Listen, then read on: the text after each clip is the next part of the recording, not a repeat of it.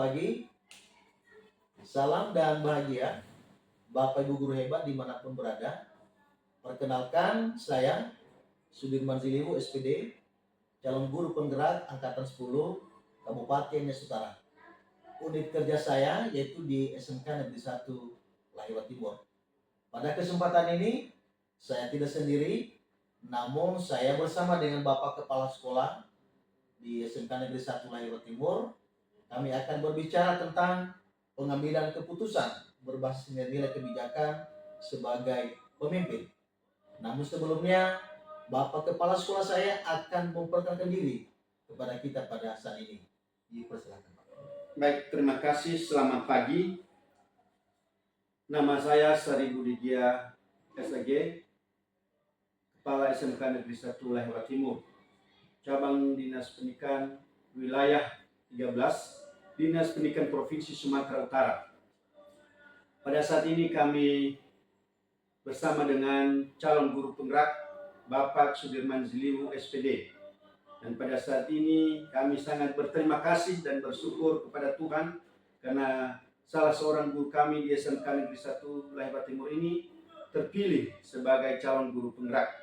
Harapan saya sebagai kepala sekolah, Bapak nanti bisa menyelesaikan tugas-tugas ini dan bisa sukses di masa-masa yang akan datang. Dan mari nanti kita bersama-sama untuk memajukan sekolah kita ini, sekolah SMK Negeri 1 Lahewat Timur ini. Demikian, terima kasih. Baik, selamat pagi Pak Kepala Sekolah. Selamat pagi. Bagaimana kabarnya Pak? Kabar baik. Bagus Pak. Itu juga saya dalam keadaan baik Pak. Baik, sesuai yang sudah saya bicarakan sama Bapak Kepala Sekolah sebelumnya, bahwa pada hari ini Pak kita berbicara Pak ya tentang pengambilan keputusan berbasis nilai kebijakan sebagai pemimpin. Jadi kegiatan wawancara ini adalah sebagai tugas kami calon guru penggerak yang akan kami laksanakan untuk mewawancarai pada Bapak Kepala Sekolah. Namun Pak, untuk mempersingkat waktu, ada beberapa pertanyaan ini yang Bapak ajukan kepada Bapak, jadi dimohon nanti untuk bisa disampaikan. Jadi langsung saja Pak, untuk pertanyaan yang pertama, selama ini bagaimana Bapak dapat mengidentifikasi kasus-kasus yang merupakan dilema etika atau bujukan moral?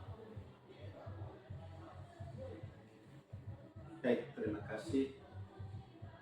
Selamat pagi, salam guru hebat. Dan pada saat ini saya sebagai kepala sekolah dalam mengidentifikasi kasus-kasus yang ada di sekolah yang berkaitan dengan dilema etika. Jadi karena permasalahan ini kita harus memilih di antara dua atau beberapa masalah, dan kita harus juga memilih bagaimana cara menyelesaikannya secara benar dan tepat. Jadi kita harus menyesuaikan dengan moral yang ada, dengan kita bersama-sama dengan orang-orang yang bisa membantu kita bekerja sama untuk menyelesaikan masalah itu. Baik Pak, jadi kalau saya tarik garis merahnya bahwa ketika ada suatu kasus atau suatu masalah, artinya dalam hal mengidentifikasi itu adalah harus memilih mana yang itu benar yang harus kita laksanakan Pak ya. Baik, terima kasih Pak. Langsung saja untuk yang kedua Pak. Selama ini bagaimana Bapak menjalankan pengambilan keputusan di sekolah, terutama untuk kasus-kasus di mana ada dua kepentingan yang sama-sama benar atau sama-sama mengandung nilai kebajikan Pak? Baik ya, caranya ya dengan mengidentifikasi dulu masalahnya, lalu yang membuat daftar permasalahan itu, lalu ya dibuat pilihan, harus ada pilihan yang benar tadi yang menurut kita sesuai dengan moral, dan setelah itu kita harus membuat keputusan. Baik Pak Yan, berarti harus mengidentifikasi Pak Yan dalam menjalankan sebuah keputusan. Artinya bahwa ketika ada keputusan itu nanti ya untuk melihat ya bagaimana menjalankan atau menyelesaikan sebuah kasus itu mana yang lebih terutama, gitu Pak ya. Oke. Baik Pak, kita teruskan Pak ya. Kita masuk pada pertanyaan ketiga. Lalu langkah-langkah atau prosedur seperti apa yang biasa Bapak lakukan selama ini? Baik, langkah-langkah yang saya lakukan adalah menentukan fakta dulu, lalu menganalisis benar salahnya, membuat alternatif solusi, dan membuat keputusan, dan dengan harus melihat secara kembali atau refleksi. Oke Pak, jadi berarti Pak ya dalam hal menentukan langkah-langkahnya, yaitu yang pertama adalah menentukan fakta, kemudian menganalisis benar salahnya Pak ya suatu masalah itu. Baik Pak, saya teruskan untuk pertanyaan yang keempat. Hal-hal apa saja yang selama ini Bapak anggap efektif dalam pengambilan keputusan pada kasus-kasus dilema etika? Ya, dengan tadi harus kita mendaftarkan dulu, melihat apa masalahnya itu, lalu menganalisis masalah itu, lalu nanti baru kita buat solusinya, dan baru kita buat keputusan secara benar. Baik Pak, berarti menganalisis dulu Pak ya, lalu mencari solusinya, lalu nanti setelah itu untuk membuat keputusan yang paling benar Pak ya. Saya teruskan Pak ya untuk pertanyaan yang kelima Pak. Hal-hal apa saja yang selama ini merupakan tantangan dalam pengambilan keputusan pada kasus-kasus dilema etika? Ya, tantangannya karena kita harus dulu memilih dua pilihan ini Pak. Jadi kita harus dulu mengidentifikasi masalah ini, lalu baru kita data permasalahan yang ada, lalu nanti kita juga harus bekerja sama dengan rekan kerja, sehingga keputusan ini nanti kita bisa kita terima semuanya. Baik Pak, jadi masalahnya dulu harus diidentifikasi Pak ya.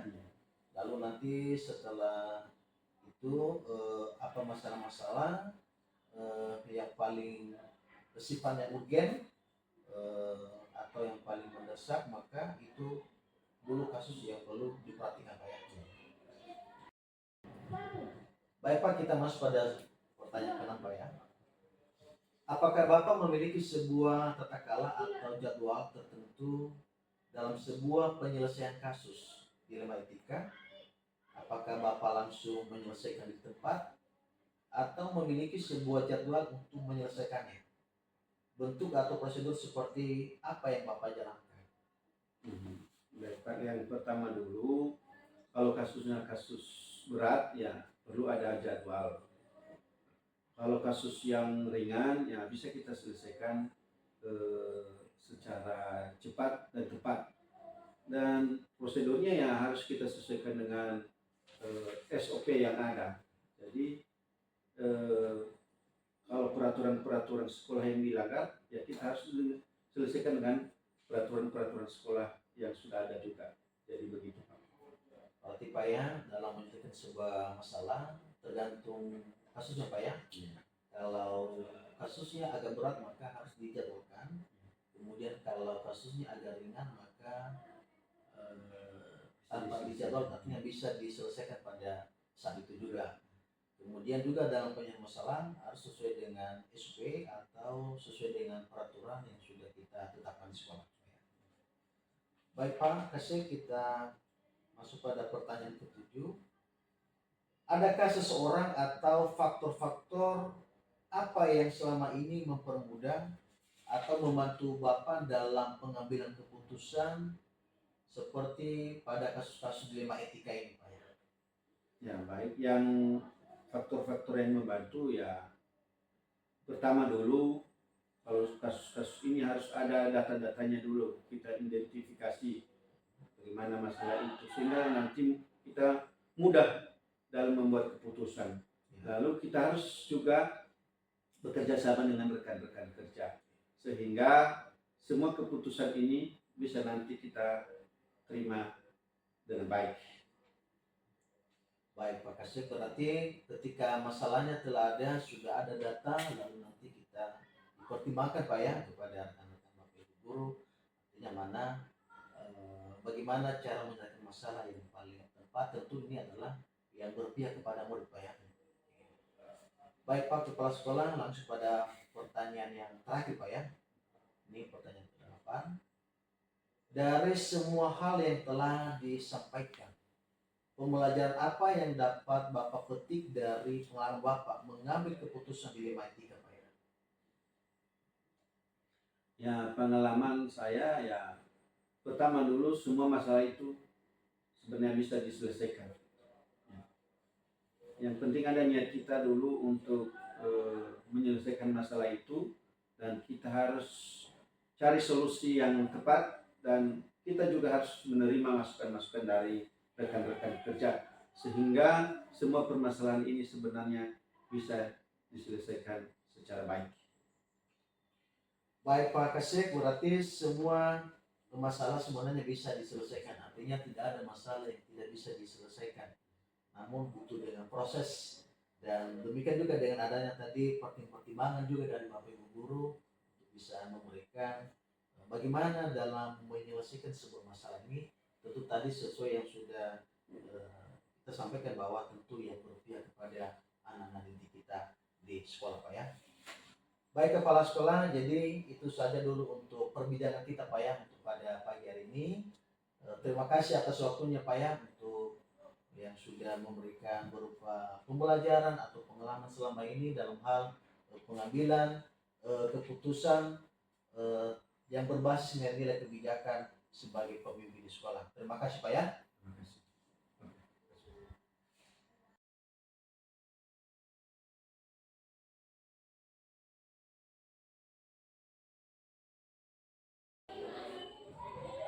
Selamat siang Bapak Ibu guru hebat dimanapun berada. Saat ini saya akan melanjutkan wawancara yang kedua, yaitu saya bersama dengan Bapak Kepala SMP Negeri 4 Lahirwa Timur, dan kepada Bapak dipersilakan dulu untuk memaparkan diri dulu. Oke, baik. Perkenalkan, nama saya Meman Jaya Nazara. Untuk posisi saat ini jabatan Kepala Sekolah SMP Negeri 4 Lahirwa Timur. Terima kasih juga kepada Bapak Sudirman Jelibu yang telah mempercayakan, memberikan kami satu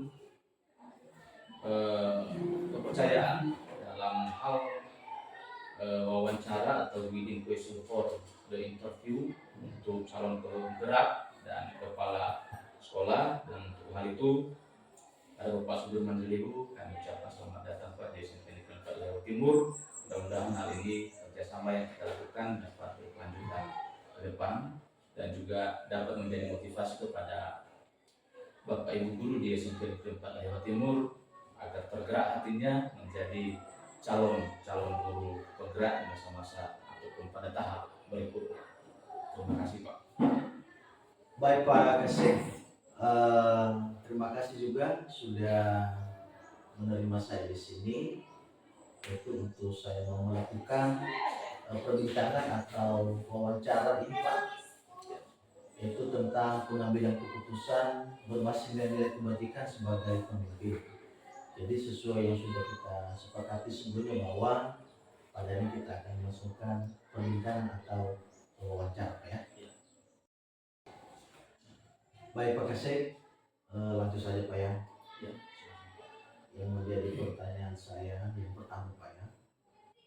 Selama ini bagaimana Bapak dapat mengidentifikasi kasus-kasus yang merupakan dilema etika atau bujukan moral itu, Pak? Baik Pak, sesuai dengan pertanyaan yang Bapak tanyakan, ini menyangkut masalah dilema etika dan bujukan moral.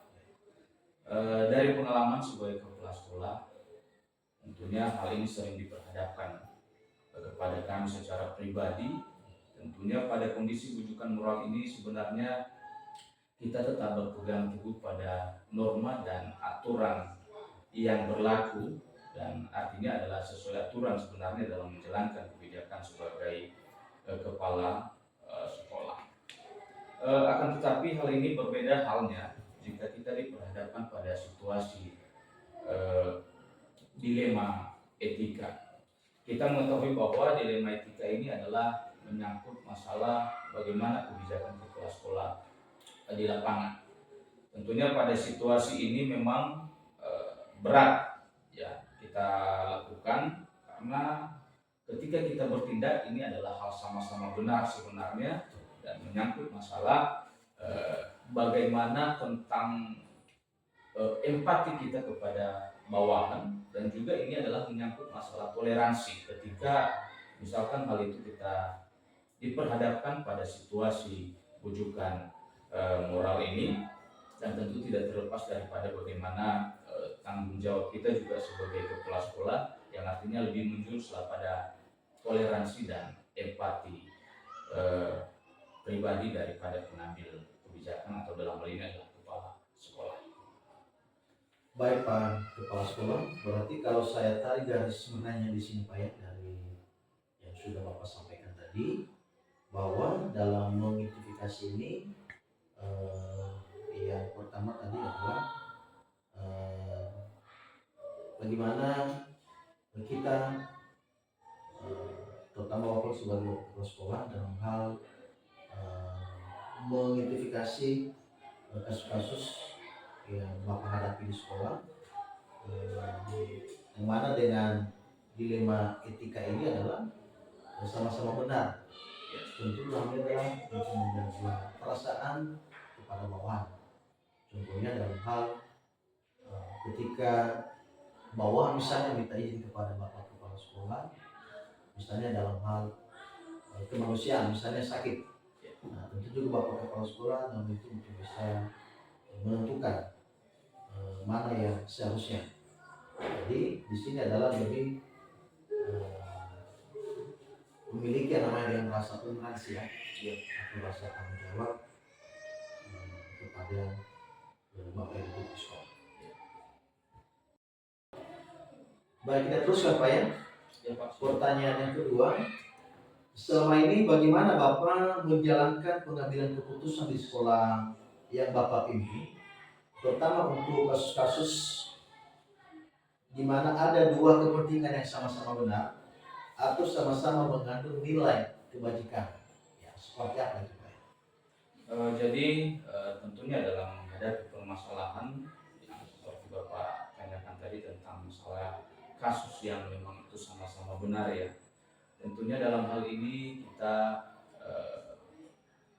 sebagai kepala sekolah mencoba berkomunikasi dengan Bapak Ibu kepala sekolah yang lain, karena kalau berbicara juga masalah hal ini, kita di Nias Utara sudah terbentuk yang namanya MKKS atau Musyawarah Kerja Kepala Sekolah, yang tidak bisa kita solusikan dalam hal ini adalah kita sama-sama untuk mencari solusi yang terbaik tentunya, dan beberapa Bapak Ibu kepala sekolah di situ bisa memberikan pendapat untuk bagaimana kita mensolusikan hal-hal yang mungkin itu adalah urgent untuk kita harus selesaikan. Tentunya dalam hal ini adalah misalkan ada seorang guru, contohnya kita diperhadapkan pada suatu kasus, misalnya sering minta izin, ya sering minta izin. Tentu dalam hal ini adalah kepala sekolah sebagai pemimpin juga di sekolah, kita harus menyadari bahwa dalam menjalankan kehidupan ini tidak ada yang mulus, yang artinya kita diperhadapkan pada suka dan duka, baik itu di dalam keluarga maupun di lingkungan sekitar. Tentunya kita diperhadapkan dalam hal ini. Contohnya misalnya dari sisi permasalahan duka, contohnya dari Bapak Ibu guru, tentunya dia mencoba untuk meminta izin kepada kepala sekolah. Di lain sisi memang bahwa hal itu akan merugikan siswa di dalam kelas karena proses pembelajaran tidak berjalan dengan baik. Namun solusinya adalah menurut saya dan menurut secara pribadi bahwa tidak menjadi permasalahan kita berikan izin kepada guru yang bersangkutan ketika diperhadapkan pada situasi suka dan duka tadi, dengan catatan dalam hal ini adalah perlu kita garis bawahi, jangan ada terkesan tidak ada kegiatan siswa di dalam kelas. Artinya kita bisa memberikan tugas sebelum kita izin untuk tidak hadir di sekolah, dan tentunya hal ini adalah kita mengharapkan kepada Bapak Ibu guru yang memang izin itu ada konfirmasi baik itu kepada kepala sekolah dan juga sebagai penyelenggara pembelajaran di sekolah, kita sebut kurikulum, dan ada lagi kepala sekolah yang wajib dikonfirmasi diberitahukan oleh guru yang bersangkutan. Tentunya dalam hal ini karena kita diperhadapkan pada situasi suka dan duka ini, walaupun sebenarnya kita tahu bahwa ini memang merugikan siswa, tapi karena situasi dan kondisi tentunya juga kepala sekolah bisa memberikan izin tersebut, tetapi dengan catatan jangan ada kesan terbengkalai kegiatan siswa di dalam kelas, kira-kira seperti itu. Baik Pak Kepala Sekolah, ini jawaban yang sangat luar biasa, yang sangat menginspirasi. Kalau saya sebutkan di sini apa yang sudah disampaikan oleh Bapak Kepala Sekolah tadi, dalam hal menjalankan pengambilan keputusan ini yang sama-sama benar ini Pak ya, dan juga sama-sama mengandung nilai kebajikan itu. Yang pertama dulu adalah harus menanyakan atau berkolaborasi dengan Bapak Kepala Sekolah yang lainnya dalam satu MPKS.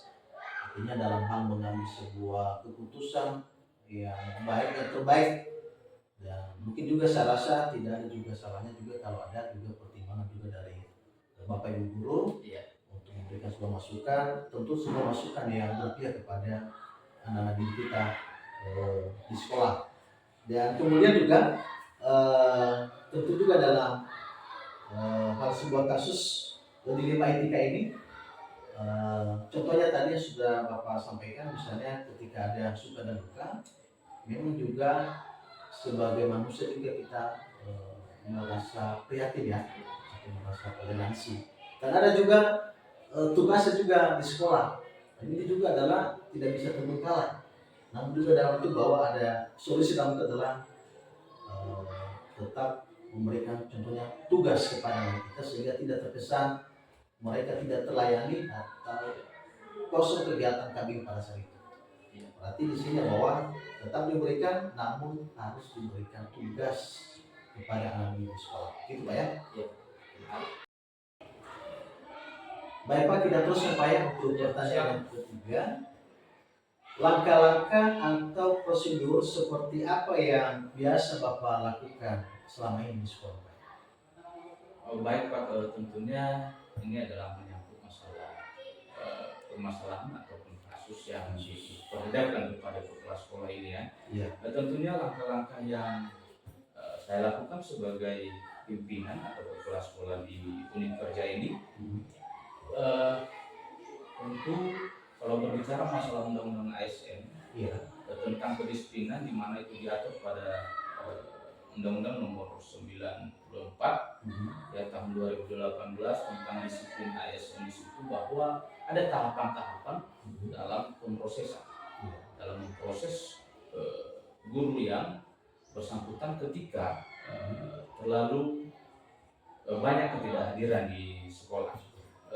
Tentu dalam proses itu adalah dilakukan pendekatan terlebih dahulu Pak. Misalnya dipanggil secara pribadi yang bersangkutan. Ini adalah untuk mengantisipasi untuk tidak melebarkan semacam aib atau memberitahukan kepada guru yang lain tentang permasalahan yang dihadapinya selama ini, karena tidak semua permasalahan itu bisa diberitahukan kepada guru-guru yang lain. Misalnya ada permasalahan inti di dalam keluarga, tentunya dalam hal ini kita panggil, ya, kita mintakan bagaimana ketidakhadiran itu bisa terjadi. Tentunya dia bisa menceritakan kronologi itu kepada sekolah atau kami sebagai kepala sekolah dalam hal ini. Dari berbagai cerita itu, kalau memang hal itu bisa diterima oleh akal dan diterima juga secara kebijakan kepala sekolah, tentunya kita akan berikan solusi bagaimana menyelesaikan permasalahan itu. Tapi ketika hal itu tidak bisa dijelaskan secara pribadi bahwa tentang kronologi itu, maka tentunya kita akan lakukan tindakan-tindakan yang berpihak pada nilai-nilai positif demi kemajuan mutu pendidikan di sekolah. Kira-kira seperti itu, Pak. Baik Pak Kasek, terima kasih atas jawabannya lagi Pak. Bahwa pertama dulu kita berpedoman pada Undang-Undang ASN tentang kedisiplinan seorang guru ya. Jadi sebelum masuk di situ maka untuk mengantisipasinya maka harus dipanggil dulu Pak ya, untuk guru yang bersangkutan untuk menceritakan seperti apa permasalahan-permasalahan selama ini, kenapa bisa terjadi demikian Pak ya. Jadi untuk bisa menceritakan, untuk bisa terbuka, namun secara terkhusus ya Pak ya. Jadi untuk mengantisipasi juga hal-hal yang memang tidak kita inginkan dalam suatu sekolah. Baik Pak, untuk pertanyaan kelima Pak ya. Hal-hal apa saja yang selama ini merupakan tantangan dalam pengambilan sebuah keputusan pada kasus-kasus dilema etika ini?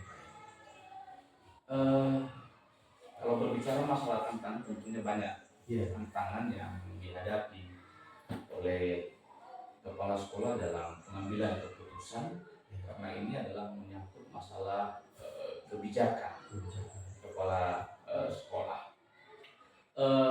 Tentu kalau kita beranjak dari beberapa kasus yang pernah kita kemukakan tadi sebelumnya, bahwa ada kita mencari informasi terlebih dahulu sebelum menyelesaikan masalah dimaksud.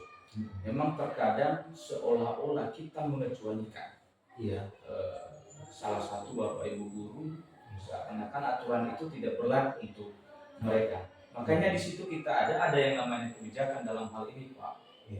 Walaupun dia terkesan pengecualian, tetapi setelah kita mengetahui permasalahan yang tadi, misalnya ada suka, ada duka, terlebih ini kalau duka, tentunya muncul dalam hati rasa empati, masalah rasa kasih sayang ataupun toleransi kepada bapak ibu guru yang terkena musibah tersebut. Tentunya kita akan berikan kebijakan yang dalam tanda kutipnya bukan juga pengecualian dalam hal ini, tetapi seolah-olah pengecualian tidak memperlakukan secara aturan yang berlaku. Tetapi tentunya dalam hal ini Pak, kita tetap harus mengetahui akar permasalahan, bagaimana kronologi kenapa yang bersangkutan bisa tidak hadir di sekolah, bisa menghadapi kasus yang seperti ini. Jadi kira-kira seperti itu Pak. Tentunya dalam hal ini adalah dilema itu memang tertuju pada rasa empati, karena setelah kita mengetahui permasalahan tentang kasus yang dihadapi. Baik Pak Kasek, ini jawaban yang sangat menginspirasi saya Pak ya. Yaitu dimana ketika menghadapi sebuah tantangan dalam pengambilan sebuah keputusan, misalnya ketika ada juga guru misalnya yang mengalami suatu kasus atau masalah di keluarga ataupun yang lainnya, misalnya duka, dan demikian juga dengan suka Pak ya. Memang kalau secara aturan ya memang itu dikatakan sebuah kesalahan. Namun juga kalau memang tidak izinkan, tetapi bagaimana juga rasa kasihan itu atau rasa toleransi ini. Jadi ini adalah sama-sama benar. Jadi betul tadi apa yang disampaikan oleh Bapak Kepala kepala sekolah, memang kalau secara aturan tidak ada pengecualian, ya. Namun dengan rasa kasihan tadi, ya tentu juga diberikan izin ya sesekali ya. Namun ada juga solusi, jangan juga sampai terkendala murid kita juga di sekolah, gitu Pak ya. Baik Pak, untuk pertanyaan kelima Pak ya. Hal-hal apa saja yang selama ini merupakan tantangan dalam pengambilan sebuah keputusan pada kasus-kasus dilematika ini? Kalau berbicara masalah tantangan, tentunya banyak Iya. tantangan yang dihadapi oleh kepala sekolah dalam pengambilan keputusan, karena ini adalah menyangkut masalah kebijakan kepala sekolah. Tentu kalau kita beranjak dari beberapa kasus yang pernah kita kemukakan tadi sebelumnya, bahwa ada kita mencari informasi terlebih dahulu sebelum menyelesaikan masalah dimaksud. Memang terkadang seolah-olah kita mengecualikan salah satu bapak ibu guru, seakan-akan aturan itu tidak berlaku untuk mereka. Makanya di situ kita ada yang namanya kebijakan dalam hal ini Pak. Walaupun dia terkesan pengecualian, tetapi setelah kita mengetahui permasalahan yang tadi, misalnya ada suka, ada duka, terlebih ini kalau duka, tentunya muncul dalam hati rasa empati, masalah rasa kasih sayang ataupun toleransi kepada bapak ibu guru yang terkena musibah tersebut. Tentunya kita akan berikan kebijakan yang dalam tanda kutipnya bukan juga pengecualian dalam hal ini, tetapi seolah-olah pengecualian tidak memperlakukan secara aturan yang berlaku. Tetapi tentunya dalam hal ini Pak, kita tetap harus mengetahui akar permasalahan, bagaimana kronologi kenapa yang bersangkutan bisa tidak hadir di sekolah, bisa menghadapi kasus yang seperti ini. Jadi kira-kira seperti itu Pak. Tentunya dalam hal ini adalah dilema itu memang tertuju pada rasa empati, karena setelah kita mengetahui permasalahan tentang kasus yang dia hadapi. Baik Pak Kasek, ini jawaban yang sangat menginspirasi saya Pak ya. Yaitu dimana ketika menghadapi sebuah tantangan dalam pengambilan sebuah keputusan, misalnya ketika ada juga guru misalnya dia mengalami suatu kasus atau masalah di keluarga ataupun yang lainnya, misalnya duka, dan demikian juga dengan suka Pak ya. Memang kalau secara aturan ya memang itu dikatakan sebuah kesalahan. Namun juga kalau memang tidak diizinkan, tetapi bagaimana juga rasa kasihan itu atau rasa toleransi ini. Jadi ini adalah sama-sama benar. Jadi betul tadi apa yang disampaikan oleh Bapak kepala sekolah, memang kalau secara aturan tidak ada pengecualian, ya. Namun dengan rasa kasihan tadi, ya tentu juga diberikan izin ya sesekali, ya. Namun ada juga solusi, jangan juga sampai terkendala murid kita juga di sekolah, gitu Pak ya. Baik Pak, kita teruskan Pak ya untuk yang kedua. Apakah Bapak memiliki sebuah tata cara atau jadwal tertentu dalam sebuah penyelesaian kasus dilema etika? Apakah Bapak langsung menyelesaikan di tempat atau memang memiliki sebuah jadwal untuk menyelesaikannya? Bentuk atau prosedur seperti apa yang Bapak jalankan sehingga? Ya baik Pak, dalam menyelesaikan suatu kasus yang mengandung dilema etika ini sebenarnya secara tata cara atau terstruktur jadwalnya tidak ada. Kenapa? Karena kasus itu tidak datang secara terjadwal. Karena ini adalah situasional. Kapan kita diperhadapkan di situ, maka tentunya di situ kita akan mencarikan solusi dalam menyelesaikan masalah. Dan biasanya ketika terjadi kasus yang sedemikian, maka saya tidak perlu menunggu lama untuk mencarikan solusi tentang permasalahan yang dihadapi oleh Bapak Ibu guru, misalnya tidak datang ke sekolah saling izin atau dan lain sebagainya, kita akan langsung panggil dan mencarikan solusi tentang permasalahan yang dihadapi oleh Bapak Ibu guru tersebut. Tentunya hal ini dalam proses ini adalah kita mencarikan waktu-waktu luang yang juga tidak mengganggu daripada kegiatan di kelas. Intinya adalah dalam mengambil kebijakan ini dan dalam memproses ini adalah kepala sekolah harus tetap tenang.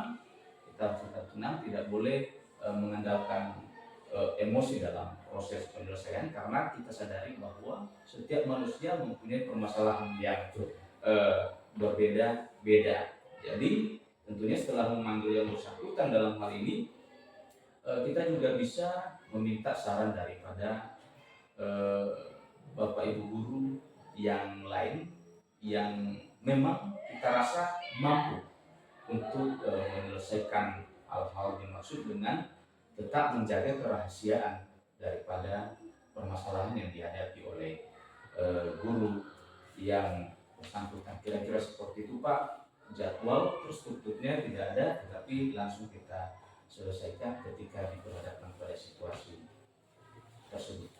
Baik Pak Kasih, jawaban yang sangat luar biasa Pak ya, yaitu bahwa dalam menyelesaikan sebuah masalah memang tidak terjadwal Pak ya, karena juga masalah itu bahwa tidak direncanakan, mungkin juga dengan secara tiba-tiba. Dan ketika juga ada sebuah masalah-masalah, maka kepala sekolah juga bisa memanggil langsung ya yang bersangkutan untuk menceritakan kenapa bisa terjadi demikian, agar tidak berefek lagi untuk ke depan, demi juga dengan keberhasilan di sekolah, gitu Pak ya. Pertanyaan ketujuh Pak ya. Ya Pak, silakan.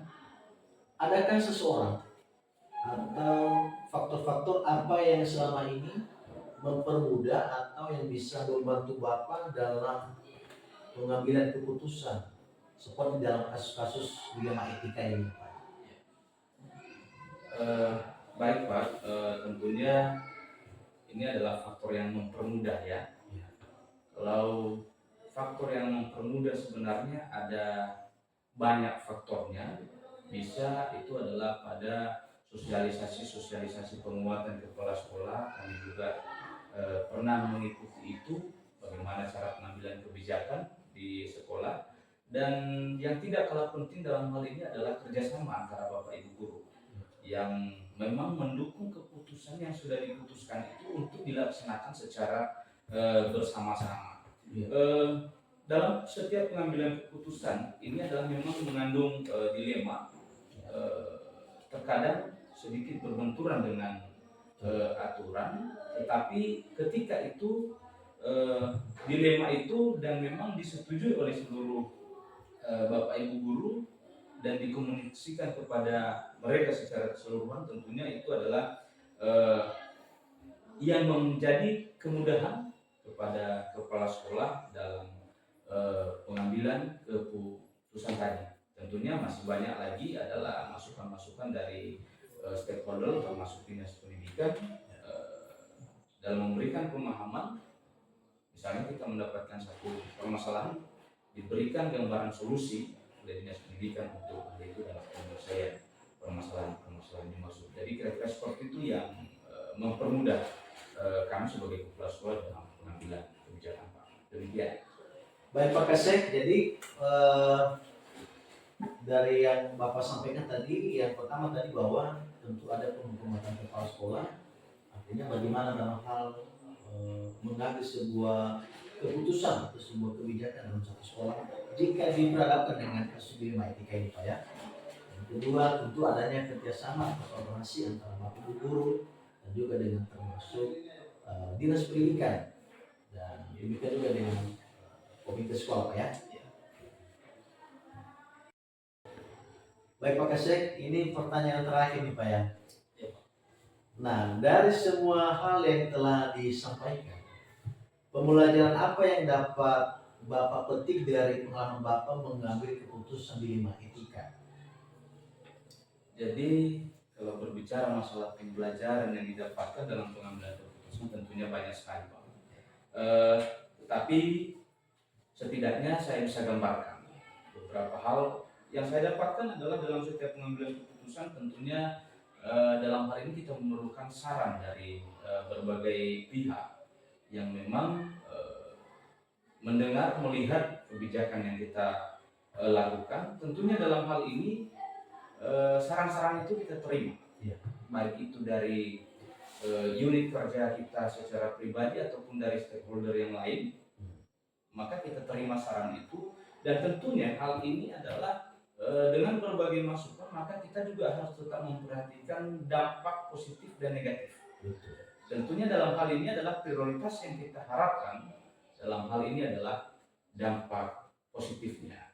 Artinya demi kemajuan untuk pendidikan kita di sekolah, sehingga nanti kita dapat memperoleh keputusan atau dapat mengambil keputusan yang terbaik untuk kemajuan pendidikan di sekolah yang kita pimpin. Demikian Pak.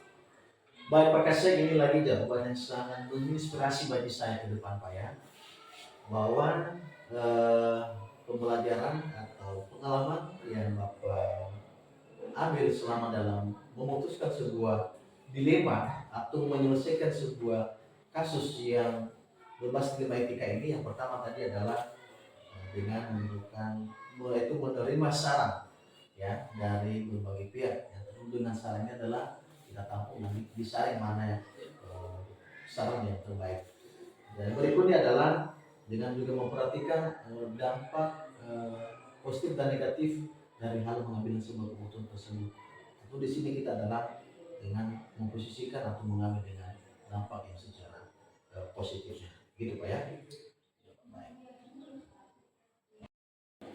Baik, kepada Bapak Ibu guru hebat dimanapun berada, saya telah melaksanakan kegiatan wawancara, yaitu wawancara tentang keputusan berbasis nilai kebajikan sebagai pemimpin, yaitu kepada Bapak Kepala SMP Negeri 4 Lembah Timur, yaitu Bapak Maiman Runazara, dan saya telah mendapatkan berbagai jawaban yang sangat menginspirasi saya ke depan ya, dalam hal mengambil sebuah keputusan atau kebijakan ketika menjadi seorang pemimpin pembelajaran di sekolah. Dan juga Bapak Kepala Sekolah, ada juga yang bisa disampaikan kepada kita pada sena ini. Silakan Pak. Baik, terima kasih kepada Bapak Sudirman Jelibu yang telah mempercayakan dan sudah mewawancarai kami tentang masalah pengambilan keputusan berbasis nilai-nilai kebajikan sebagai pemimpin. Dan tentunya kegiatan ini tidak hanya sebatas sampai pada kegiatan ini akan dilanjutkan mungkin sampai bulan-bulan ke depan. Tentunya kami mengharapkan kepada calon guru penggerak, dalam hal ini Bapak Sudirman Jelibu, kiranya Bapak tetap semangat dalam memajukan pendidikan, khususnya di ruang lingkup Provinsi Sumatera Utara dan domisili saat ini di Kabupaten Aceh Utara, kiranya dapat memberikan kontribusi yang luar biasa. Dan tentunya juga kita berharap dengan kehadiran daripada Bapak Sudirman Jelibu di sekolah kami menjadi inspirasi kepada Bapak Ibu guru yang lain yang ada di unit kerja ini, bisa juga menjadi calon-calon guru penggerak di masa yang akan datang. Jadi demikian Pak, terima kasih atas kerjasama yang baik. Kami ucapkan terima kasih. Sama-sama Pak, terima kasih Pak Kasih.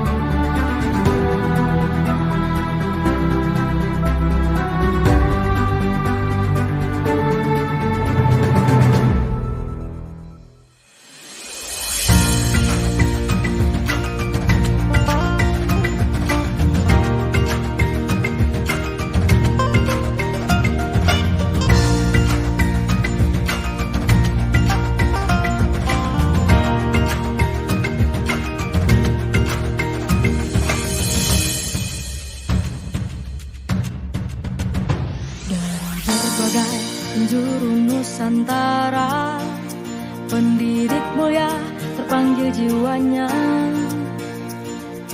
melangkah dalam satu cita, selamat dan bahagia anak bangsa.